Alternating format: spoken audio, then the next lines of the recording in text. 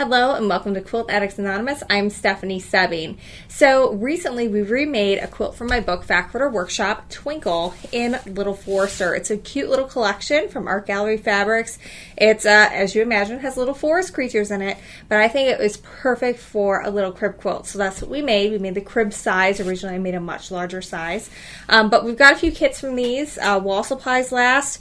You get everything you need for your top, your binding, and you get to choose from 2 backing fabrics. So you get to pick that. It's really a fun quilt. It's a great one when you have a bunch of lights that aren't that different color value wise from your background, so you can create some good contrast there.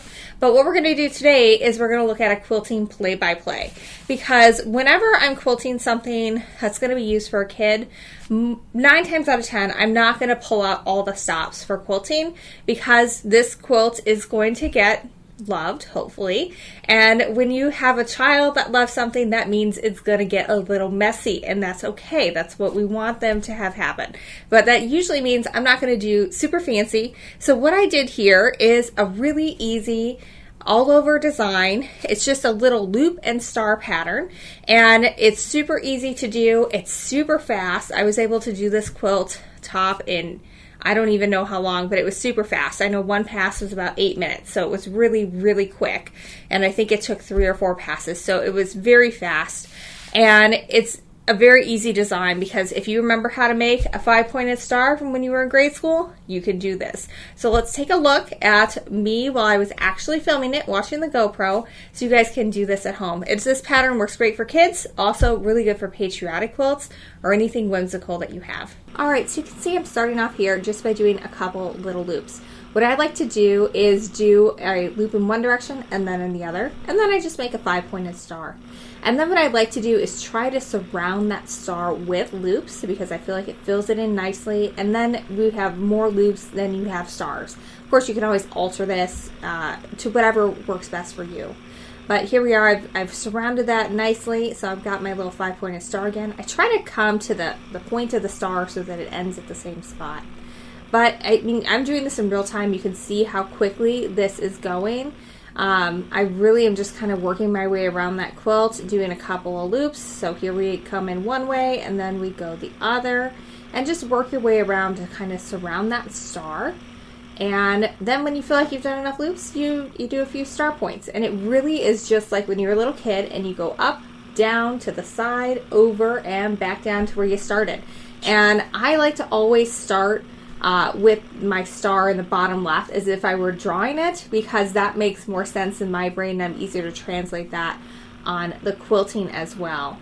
I just chose a nice tan. I believe the color was bone thread for this, and I did the same thing for the bobbin.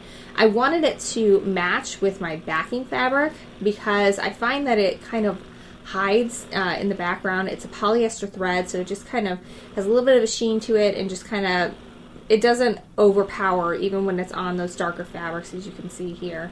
And I'm not really, like, there's not a huge amount of rhyme or reason as to where I'm quilting. I mostly was trying to go like up and down in one section to like fully fill, like, say, like 2 blocks at a time, and then go from there. So here we got a star coming, and I think I'm going to surround that with a loop, and then I think I probably worked my way back down. And sometimes you might be doing more loops than others. Loops are a great way to travel and get around when you're trying to get from one place to the next. So here we are, we've got another star. And it looks like I'm just going to travel a little bit here, go back and forth. I mean, my only goal here is to have my loops be nice and curvy and my star points be nice and pointy, and to not overlap except for when I'm crossing the lines of that star. And I've used this on patriotic quilts, I've used this on kids quilts. It really is a great easy design, because you're just combining 2 easy designs, and there's not a whole lot of rules to it. You just kind of go and you fill it in, and you try and keep the same density. Alright, so let's go ahead and watch as I fill this in. You can kind of watch as I make my way down and around that quilt and see the quilting.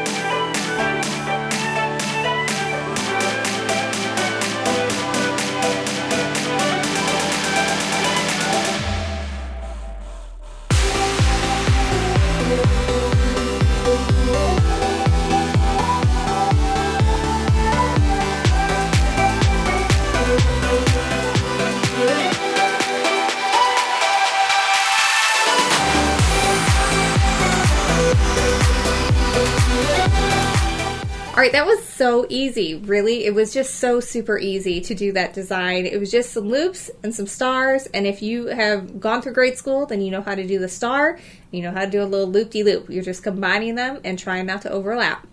Again, the pattern is called Twinkle. It is in my book, Fact Quarter Workshop. It is great for those quilts, bundles that you have where it is a lot of lights that don't contrast very much value-wise with your background, because you are separating that with the piecing. Your triangles that are colliding kind of come together to separate that and create that cool definition. We do have quilt kits while supplies last of this version with Little Forester. I think it turned out so cute. And one of my team members who actually pieced this is probably going to be giving it to someone who they know who's having a little baby soon. So it's a fun perk when you work here. Sometimes you get to keep the samples. So check that out over at shop.quiltaddictsanonymous.com. I would love to see your photos of your free motion if you give this a go. Make sure you tag us on social media. We're on Instagram, TikTok. We just got on there. We're mostly posting tutorials. I don't foresee myself doing the trendy, silly things on TikTok. Not that there's anything wrong with that. It's just not me. So we're just going to do tutorials in the shortest version possible for you. But anyway, like and subscribe here on YouTube. Like and subscribe on our website, because then you can get 10% off your first order, including if you want to get a copy of the book, we'll send you a signed one. And then also we've got kits to go with this while supplies last. All right, a nice short one today. So thanks so much, and until next time, happy quilting.